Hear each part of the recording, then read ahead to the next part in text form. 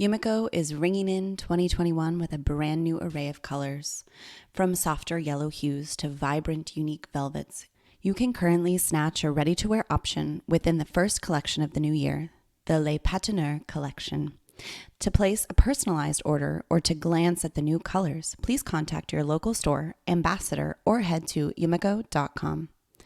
The New York City flagship store is still open with limited hours, and the associates are standing by and ready to process all of your orders via phone or email to ensure that you can safely shop from home.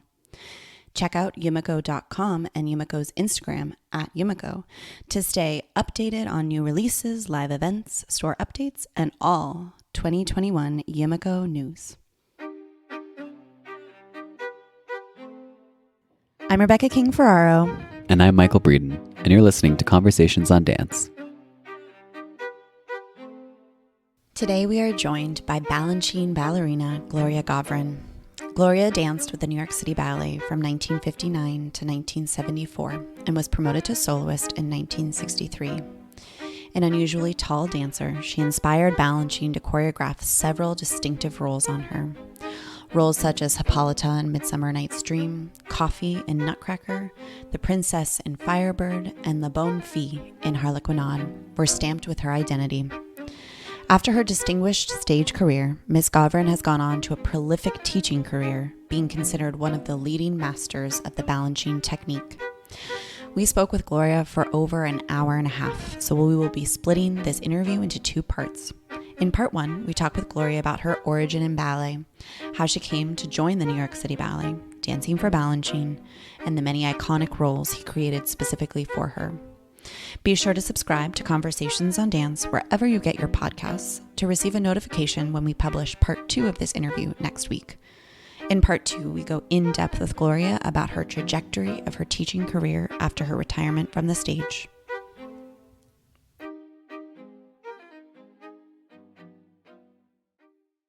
Well, Gloria, thank you so much for joining us. We've wanted to talk to you for so long now, and it just hasn't worked out until, the pandemic. We've got some upsides to it. Everyone's on Zoom now, so we got you. Absolutely. Absolutely. There are upsides and downsides. Today's supposed to be a snow day, and I got already phone calls this morning. Oh, do you want to do a Zoom class? And I went, no, I want to have a snow day. I was thinking that too. I got the text for New York City's public schools, and it says public schools are all closed, but all learning will be virtual. I'm sure those kids are pretty disappointed. Yeah. With all that the kids have been going through this, year, give them a snow day, for heaven's sake. Throw them a snow day. Let them go play out there. I know. Mm-hmm. Oh my gosh. Well, so now I'm still technology challenged, but I have a lot of people helping me now. Perfect. Well, we're just glad we got you in any tech form whatsoever. Okay. So, all right, let's go. Let's go back to the beginning, as we do with all our guests. We'd love to know first how you became interested in dance, and what sort of your early training was like. Okay, I was 2.5 years old, and my mother, I was born and I lived in Newark, New Jersey, and my mother took me to the Mosque Theater. I remember it, to see the ballet Russe. It was Danilova was in it, and I came home. When I came home, my mother had bought the recording of Coppelia.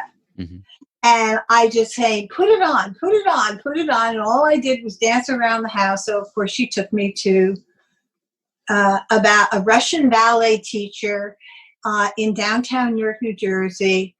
And they said, okay, leave her here and go out and have some coffee. And when you come back, we'll let you know whether we'll take her, because she's awfully young. And when my mother came back, this is the story she always told me, that I was sitting on the teacher's lap. And they said, of course she can come, blah, blah, blah. And my earliest memory is being at the bar in a ballet class with two hands on the bar and just legs next to me, because I was so tiny. and I had grown up people next to me. And that's what I remember. I remember my first little dance. And then I was there a couple of years, and then she retired and moved to California. And there was a school around the corner, which was called the American Ballet Academy, and it was run by Fred Daniele, who was in Balanchine's original company. Mm-hmm. And so that's where I went. And he used to bring in teachers from New York City Ballet. So even at those early days, I had Marie Jean for point class. And from there, I had won a scholarship at the school, and I always wanted to go to New York. Mm-hmm. And so I went, and Muriel Stewart had seen me in a scholarship class that they had done at American Ballet Academy. And she's the one who did my audition for the School of American Ballet. She said, all right, take her. I mean, I don't even remember how much we did. Mm-hmm. And then I was there they put me in C class. I was 12. Wow. So C class, for those, I wonder, was it the same as it is now, where it's basically second to the top? D is the final, right? Right. Absolutely. Yeah. And so I was there until I was, Balanchine had his eye on me when I was 14. Mm-hmm. I was doing Madame Dubrovska's point class, and after the class, he called me aside in the hallway, and he wanted to know how old I was. And I told him, and he said, oh, you're too young. The company was going on a tour of Australia and New Zealand. Wow. And I was too young. They would have had to it was going to be a long tour, and I would have had to have a tutor and a guardian and all of that. So he told me I was just going to have to wait. And I waited and I waited, and my friends got in the company and I didn't. And it was, I graduated high school when I was 16. Mm-hmm.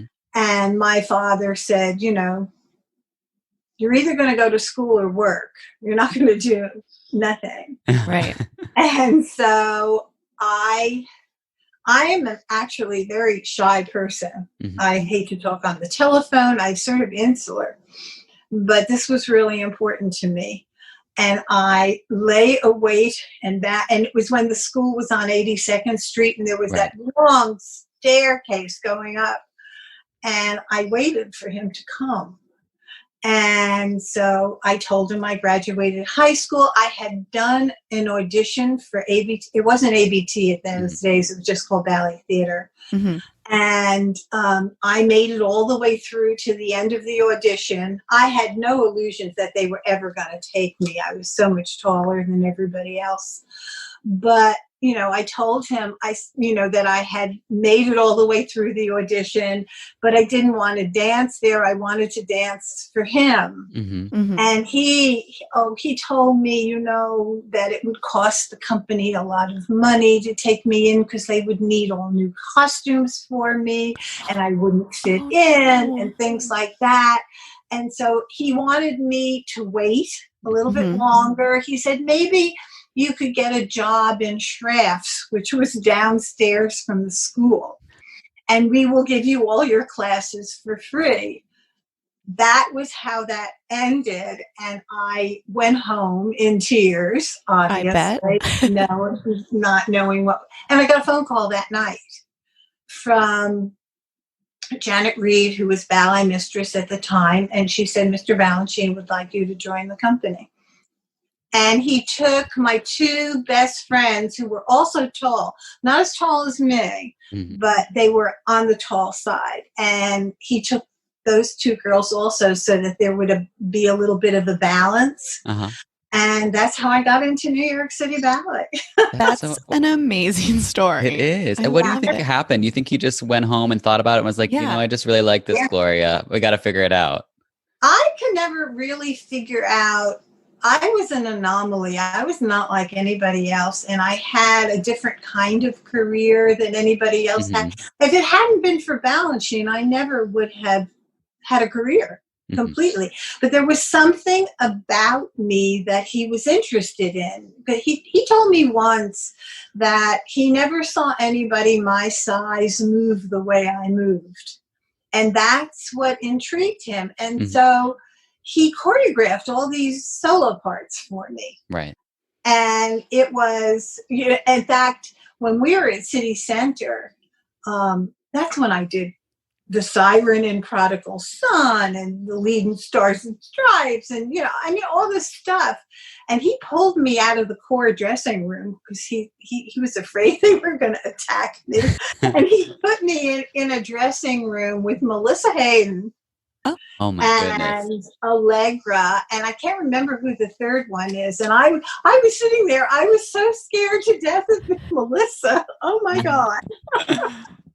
That's a pretty intimidating figure to be with when you're young. Absolutely. Yeah. I wanted to be in the core dressing room with everybody else. But so anyway, it was, everything worked out.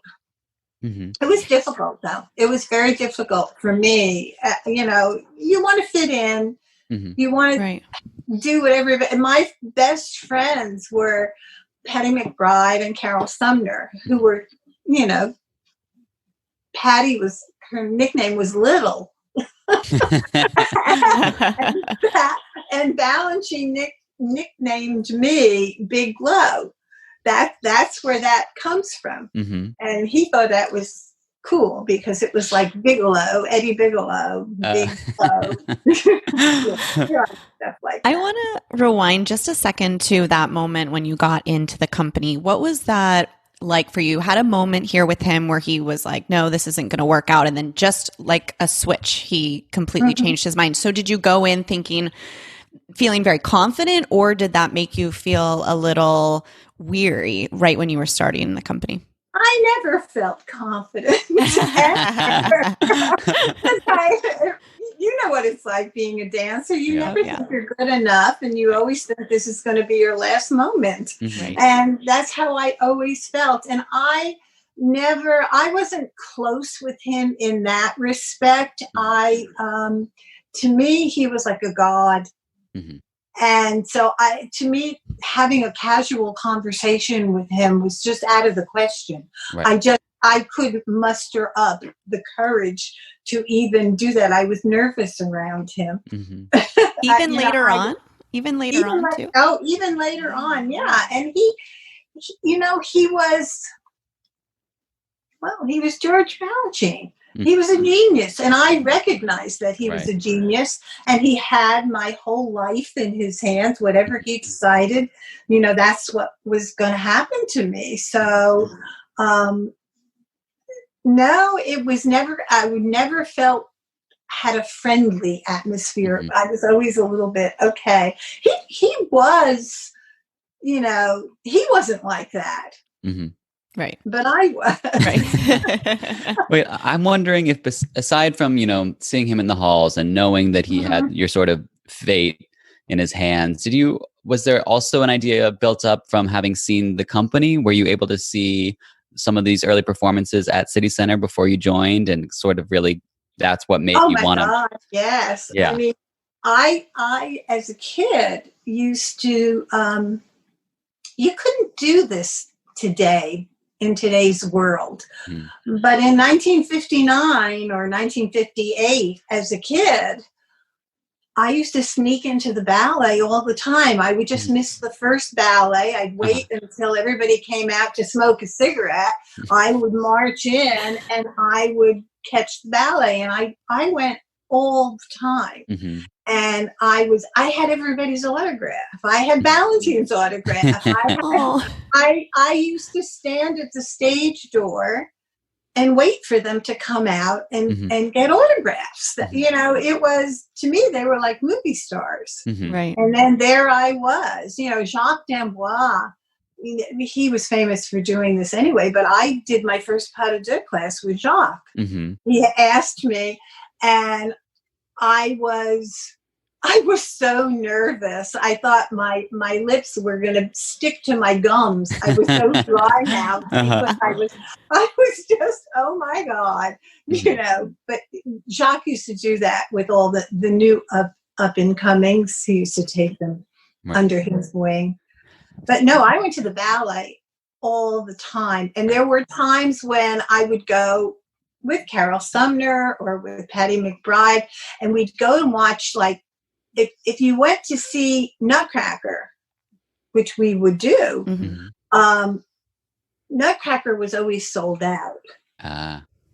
So you would get in there, go to this was at City Center, you'd be in the 5th ring and keep walking your way down, trying to get out of the reach of the ushers who would try to throw you out. You're moving around all the time. It was fun. That's determination. I love it. Absolutely. So what made you so confident that you didn't want to be in American Ballet Theater then? What made you be like, New York City Ballet is the place? Was it, obviously you've watched them so much, you knew the dancers. Was it more the choreography that they were dancing? What was it that really, really drew you in? The choreography. Yeah, it was Balanchine. I mean, there was just such an opportunity to be you. You know, I mean, there's when you look at the range of ballets, you know, you just take Chai Pa and then you put episodes next to it. Right. There's just totally different stuff. And then you have Prodigal Son, where there's acting, and ballet theater in those days was very much, they did a lot of modern works, but stories, you know, I can't think of anything on the top of my head, but I remember Sally Wilson was, you know, an ABT dancer. And I had heard stories about Lucia Chase, and she actually was at the audition, and everybody said, oh, if you're a redhead, she'll take you, or something like that. And I thought to myself, I don't just feel like I fit in at all. And of course, all my friends too, because I went to SAB. All my friends were getting in the company, and I wanted to continue those friendships. So once you got in the company, you knew you were different. Your height made you distinguished from everyone else. But when did that become? What was the first time Balanchine singled you out in a positive way? What was the first thing where he said, "Okay, Gloria can do this solo"? The first solo I learned, I think he always had it in his head that I would replace Diana Adams. And because she was his tall muse. And so the first thing I learned was the lead and fourth movement Western Symphony. And I had been in the company 4 weeks. Oh my goodness. And I just learned it. And I wasn't on the board to perform it. And we, well, before that, you know, he had done this ballet called Figure in the Carpet. And I was in the corps. And we were in California at the Greek Theater. And I was rooming with 5 girls in this Hotel Montecito, and there was a knock on the door, and it was Ducky, who was the wardrobe master, and he had this costume, which was the Scotch girl in Figure in the Carpet. And he asked for me. I had just come out of the shower. My hair was soaking wet. And he said, "Love, we need to fit this on you because you're doing this tomorrow." Oh. And I was not the understudy. And I had 2 parts in that ballet. I was in the sand scene, and I was also one of the court couple people. And you've got to be kidding. Blah, blah, blah. He fit the costume on. Balanchine picked me up in the morning. You have to understand, I had gone through the spring and we were that summer, we were at the Greek Theater. So I hadn't been in the company very long. Right. Mr. B came to the hotel room, got me, took me to Diana Adams' bedroom, and proceeded to teach me the dance from her bed. She was sick. I found out later she had had a miscarriage. Oh, no. And Balanchine drove me to the Greek Theater. Then we went down in the basement and we went over it and over it and over it. And he says, okay, dear, you don't have to do it tonight. You'll do it tomorrow. Okay. I got out there. Talk about terrified. I forgot the whole dance. I went blank. Oh, no. I started doing the finale of Fanfare. I was just making up any step that would come to mind. And then I remember Richard Rapp was one of the boys. It's a dance that you do with 4 boys. And he would say, the corner. And I'd go, oh, the corner. And I'd run to the corner and do the corner step. And then I'd go blank again. Well, I thought that was the end of my career. And I was avoiding Balanchine. I had my head down. And the next morning, I ran into him in the lobby of the hotel. And he said to me, well, dear, good you didn't run away. So after that, I was always afraid of forgetting choreography. I was never afraid of being able to do anything. I was very strong. Right. But I was always afraid I was going to forget. And so you would see me all through the night, whatever I was doing, I was on stage practicing constantly. And so I did that for a while, but that same summer, we used to, every summer we would go to the Greek Theater in LA, and then from there we'd go to Chicago, and we would go to Evanston, Illinois. There was a festival that the company always danced with. And we got to Chicago, and Diana sprained her ankle. And I got to go on in Western Symphony. Okay. And so then what happened was Diana took her role back and she would do it. And whenever we were on tour, I would do it. And then one day, all of a sudden, I was doing it in New York. But that's how I started. And it was very fast. You know, I got in the company, and 4 weeks later, I started doing all this stuff. Wow.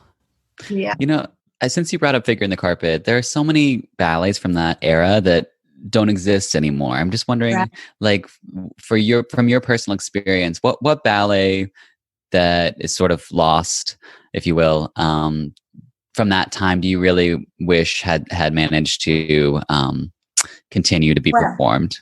Oh, for me, it was Clarinade, because that's the first big role that he choreographed for me, and it was like the first thing he choreographed at Lincoln Center. And the opening night performance, Benny Goodman played the clarinet, and it was, for me, it was really special. You know, and I danced with Arthur. And it was like a leading role, and he had choreographed it for me, and I could not tell you what we did. I don't remember a step. Yeah. The only things I remember are the stuff I've taught through the years, and the other stuff kind of has just totally left me. I have no idea. So was Clarinade the first thing he ever made for you, or had you done some solo? He made, I mean, the Ramonda solo, the harp solo. The harp solo was the first thing he was. That the first? Okay. Made. Yeah, that was. I remember being at SAB, and I was called to this rehearsal, and he says to me, the first thing he says to me, and you, Rebecca, you will get this. He'd say, okay, I want you to run around the whole room. And you know how hard running is. Mm-hmm. And I went, yeah. He says, I want you to run and then do an arabesque and run and it's like that was so not me. Right. And I'm going, okay. Because I remember even when I first went to SAB, I looked at everybody and I went, that's what it's supposed to look like. My feet weren't the way they should be. And I would work on them all the time because I had a male teacher and he didn't have good feet. And I didn't know any better. I never had been anywhere. Right. And it really opened my eyes. And so, yeah, that's the first thing I did. He'd go, down, and then he'd go like a whirlwind. Okay. That's how we used to teach. It was, but that was the first thing I ever learned with just him, and he choreographed it on me. How was that experience one-on-one in the studio creating something different than being in like a core environment when he was creating something? Because I also feel like when you're in the core, you can kind of like cheat off people, and kind of get an idea what the steps are. Actually, it was comfortable because, first of all, he knows he always knew his dancers so well. Mm-hmm. And you would be doing a step that he had just made up and he'd say to you, which way are you inclined to go? When you come out of that step, how are you? He never wanted to give you anything that was awkward. Mm-hmm. And so everything fit. And he knew, he could tell, when he was working, whether he wanted to please the dancer as well as himself. I mean, it was, everything was, like when he did Brahms Schoenberg for me, which was my very favorite part to dance. Mm-hmm. I came off, he was in that first swing, and I could not contain myself. I went up to him and I said, I have to thank you for doing this. I never get so much pleasure in my life as dancing this thing. So, yeah, it was great. It was terrific. It really was. I like that you say that about him never wanting to do anything that's awkward. We hear that a lot as dancers that learn so much from your generation. I feel like when we're working on a Balanchine ballet and we do something and we're like, is that right? It feels awkward. It must be wrong. Let's check it. And then inevitably it's always not the right thing. And so it's so cool to hear that. Yeah. Oh, I've had, I was so funny. It just popped into my head. I did the Dark Angel in Serenade. Mm-hmm. And Lorca Messine was the guy, right? Mm-hmm. And I probably am the only person in the whole world that fell in that arabesque promenade. And Melissa Hayden was underneath me. And I'm in arabesque, and all of a sudden I felt myself going, and I fell right on top of her. And after the ballet was still going, and Mr. B ran backstage, and he said, "What's wrong?" And he got down on his knees, and he had me in an arabesque. You're totally at the mercy of the guy. There's nothing. Yeah. There's nothing you can do, right? Nope. So. That was a bad episode. You did so many roles. I mean, of course, Balanchine. We sort of started talking about how he would make these roles specifically tailored to your talents. Right. And I want to go back. I want to talk about Hippolyta and some other things, but he also was putting you in these iconic roles like Dark Angel and the Siren and Dewdrop. What was the process like for those ballets? How was that different? Would you learn from a ballet mistress first, or would he coach you directly? Well, I learned from the person who did the role. Okay. Like I learned Agon from Melissa Hayden. Mm-hmm. Prodigal Son, I was 20. Mm-hmm. I had never had a boyfriend. never went out on a date. I did nothing but dance. Mm-hmm. And Balanchine had me in the studio at City Center with Villela. And they were passing jokes between them. Oh, she doesn't understand. I keep saying pelvis forward. And I was like, I couldn't wait for that to be over. No. Oh, no. And Madame Dubrovska coached me. Oh. Here's the original, right? Here's the original. Yeah. Wow. She was wonderful, though. You know, she used to come to the ballet all the time, and you would see her. She'd be sitting in the first or second row of the orchestra, and she would tell you if your bobby pins were the wrong color. You know, but she was so helpful, and she was so dear. She really was. She was wonderful. Mm-hmm. She really was. Yeah, but most of the other stuff was taught by the people who did the role, and then Balanchine would eventually come and take the reins. Mm-hmm. Would he make many changes when he came in, like to the choreography for you, or no? It was just more like the style and coaching. Yeah, you know what? He didn't say much to me. Mm-hmm. Yeah, he told me once that he liked the way I did Agon because I wasn't so serious. He didn't want it to be serious. It was, you know, had a little flair to it, and I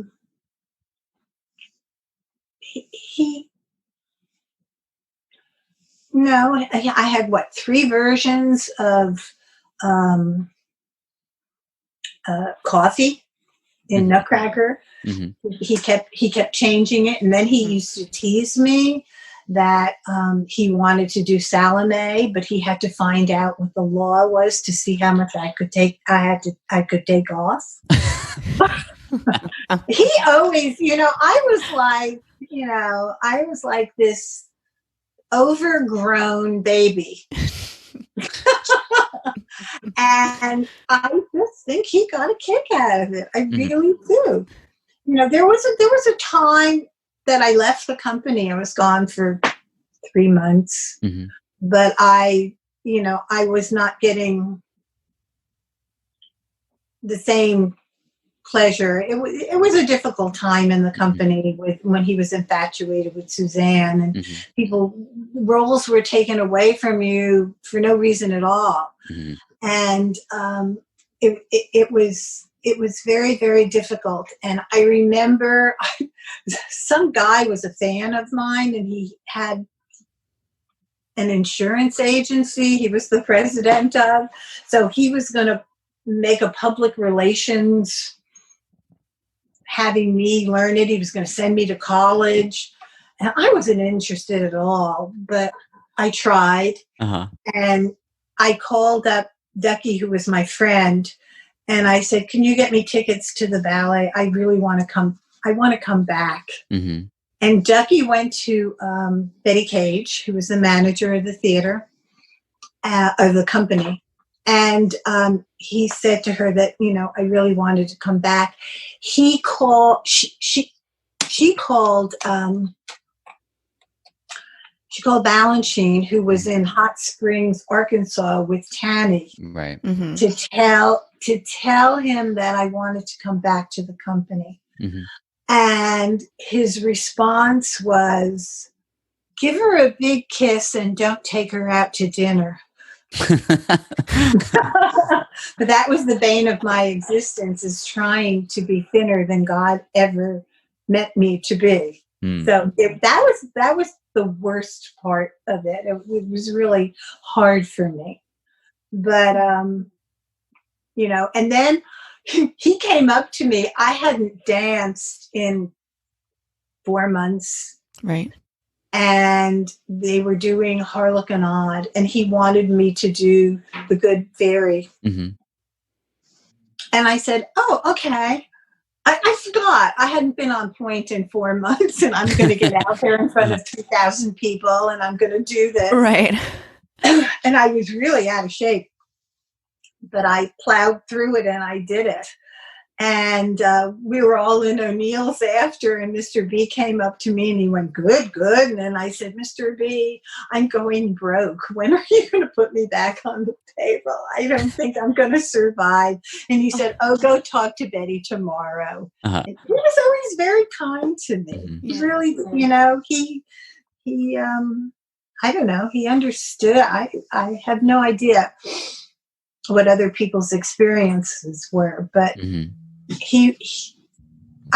think he looked out for me. Yeah, I really do. I definitely want to talk in a minute about how you've kept this sort of legacy and flame alive. But let's go back for a second and just go through some of the other ballets that he made for you. We talked about, you started to bring up Coffee. What's interesting about that part is that it was originally for Arthur, right? It was a part made for a man. And then at some point in the Nutcracker's life, he decided that it should be a solo for a woman. So did he talk to you about this? You certainly would have been aware that it was for a man. It would have been the prior season. You saw whoever. When he did it for the opening of Lincoln Center. So it was like he had promised new things. Right. And this was the only new thing, except for when the ballerina steps on that thing and she flies at the end of the pas de deux. Right. So, and I don't think he expected the reaction from the audience when he did it, because opening night, it was like, people loved it. And then the next year he changed it. He liked the original dance. It was a lot slower than the one that I was used to doing after that. And he kept tinkering with it. I'm not sure why, but that's what he did. Was that even after I left, he tinkered with it even more, because what they do now is not what I did. There's a scale there. Was that uncommon? Like the other roles, like say the harp variation or Hippolyta, was that just like set in stone pretty much after you learned it? Set in stone. Yep. Absolutely. Yeah. And not very many people did it either. Right. So, I just did it all the time. Hippolyta is fun to do. Yeah. Let's talk about Hippolyta. So that was, did you catch word that Balanchine was going to do this big production? Did he talk to you about your role before? Or was it just like schedule? Govrin, Balanchine, how does that work? That's how it works. Yeah. No, he never talked about. He didn't talk about story. He didn't talk about motivation. Just dance, dear. Right. Just dance, and Hippolyta is everything that first of all, I love to do, because it's entrances and exits, which I don't like having to be there a long, long time. And he really, his movement, big jumps, turns, all that stuff was what I excelled at. So, it never changed after that. There was one part we did it the first year. We did it at the Greek Theater, which is an outdoor theater in Los Angeles, and it's the first time they did the fog in an open air theater. And usually in the theater it rolls over into the orchestra. Right.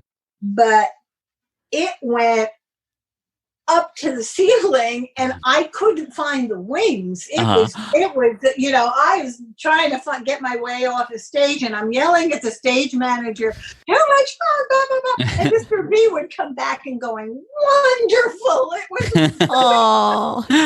seeing the smoke swirl."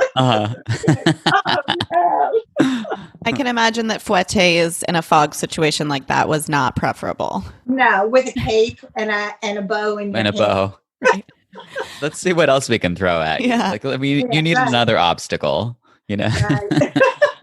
I find that so interesting that you said that about, so we hear often that Balanchine wasn't super focused on a story, but most of his ballets maybe didn't have a story that was set in stone. Midsummer, of course, is an exception. So did he expect that, and he tells the story so perfectly in that production. It's so wonderful. Do you think that he expected you guys to know it or familiarize yourself with it, do your own research, or did he really just think, I mean, maybe you don't know the answer, but maybe he just knew that his choreography would speak the story enough and that he didn't need to? I think more than that, I think it's the people that he picked to do the roles. Mm-hmm. You have to understand, he taught class every day. Mm-hmm. You know, in my career of 15 years, maybe Unakai did a warm-up on a Sunday for a Sunday matinee. Mm-hmm. Other than that, Balanchine taught every single day, even on layoffs, mm-hmm. when mm-hmm. nobody was working and you're collecting unemployment. We were in the studio with him and he was going, you know, he was teaching us everything. Right. So he knew what we were capable of. Mm-hmm. And I think that's why everything fit. It's not, I don't think he even thought that he had to motivate somebody mm-hmm. to do a story. I mean, obviously, I remember there's one section in Prodigal Son where he's robbed of mm-hmm. all of his stuff. And then after all the goons rob him, the siren comes out and she rips the whatever it was around his neck, mm-hmm. and she runs forward to the audience and, you know, it's almost mine, I did it, you know, mm-hmm. and I did that a lot. He made me do it over and over again to explain what it should look like. Right. I remember that. But that's the only time I remember him even, I think he liked spontaneity. Mm-hmm. I think that's why he loved Suzanne so much, because she could give him that right off the bat. She wasn't careful. Mm-hmm. You know, she would throw herself into things, and that excited. It made the dance excited, and I think he liked the possibilities mm-hmm. of what he saw. Yeah. And you know, when you think about it, you know, he started that company from nothing. Mm-hmm. So everything that occurred was because of him. Mm-hmm. And so I think that that spontaneity was part of the whole thing. Right. You know, it really was. Mm-hmm. Yeah. It wasn't, he didn't want you to be so correct. Right. I mean, obviously we did 16 tendus every which way, mm-hmm. so that we could free ourselves to be correct without thinking about it. Right. Mm-hmm. So it seems like it's sort of a hallmark of Balanchine's character to just maybe not make a big fuss out of things. And I was wondering about your promotion, because now I think nowadays promotions, they tend to come with more fanfare, but I had heard several other stories where it's just kind of like, oh, you find out you got to pay bump or whatever, you know. Mm-hmm. Like, did he tell you personally he was promoting you, or do you remember what that circumstance was? I don't remember. See, that's how monumental it was, because uh-huh. I was doing all these roles way before I became a soloist, mm-hmm. And so I never even thought about it. You know, we were also, you know, Mr. B used to think, okay, the girls should have small apartment, nice clothes, perfume, that, you know, but people shouldn't be rich. Mm-hmm. It wasn't fitting for what we were doing as being artists. Mm-hmm. We shouldn't he didn't want us to own houses and things like that. He had this idea of, you know, and we were also young. Mm. You know, we'd get in the company at, you know, 16. Then it got younger and younger, mm-hmm. even. Mm-hmm. Well, Jacques and that group, they started at 15. You right. know, it was mm-hmm. He was very much a father figure, very, very much. Mm-hmm. But no, I don't even remember when I became a soloist. I really don't. So funny. I think that's kind of beautiful that it was just so work driven. So much about the art, you know, so much about the ballets rather than the ego of, oh, I got my promotion today, and you know. Right. No, it didn't feel like that either. Mm-hmm. You know, it was because that wasn't him either. Mm-hmm. He was not pretentious. Right. You know, I remember sitting at the bar at O'Neill's, and I was talking with Mr. B, and he said, who was it? Saul Hurok, who was the, Mm-hmm. I don't know what his title was, but Mr. B said, Saul Hurok said to him, George, why don't you have bigger apartment and fancy car? Mm-hmm. And Mr. B used to say, I don't need it, you know, but other people, you know, like, okay, the people who were attached to ABT it was a whole different world mindset, right? Whole different. And Mr. B was, you know, I'm the carpenter. I'm going to make something. You know, he didn't. He knew how good he was, but he never. You'd have to be crazy not to know. But he, I don't know. He was devoted to what he was doing, and he was. I can't imagine anybody today being able to keep up with him. When you think of him teaching every day, rehearsing all day, being there all night in that first wing, being part of, I think he needed to be part of the family of the company.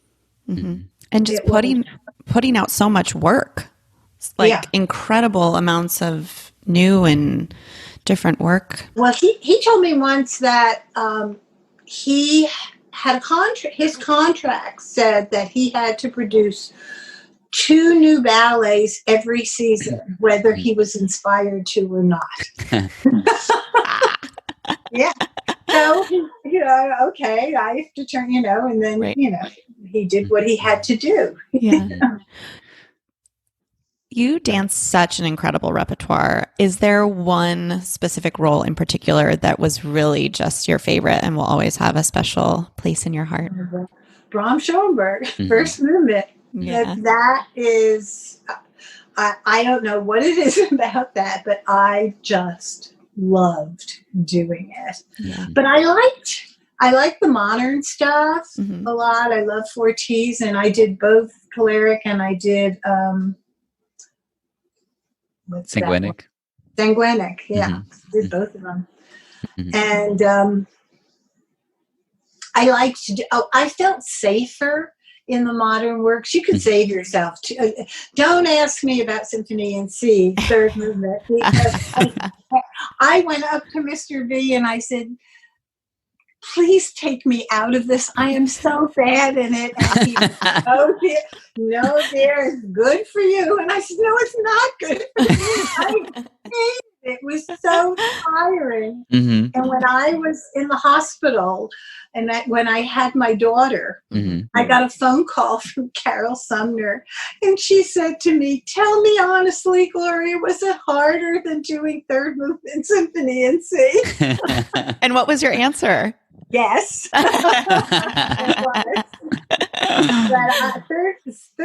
But doing those tutu ballets, you feel naked out there. Your technique is there for the world to see. Whereas the modern dances, you can save yourself. You know, you can turn in, turn out, whatever. It's more appealing. Right. Thank you for joining us this week. Be sure to tune in next week for part 2 with Gloria Govrin, where we go in depth about the trajectory of her teaching career after her retirement from the stage.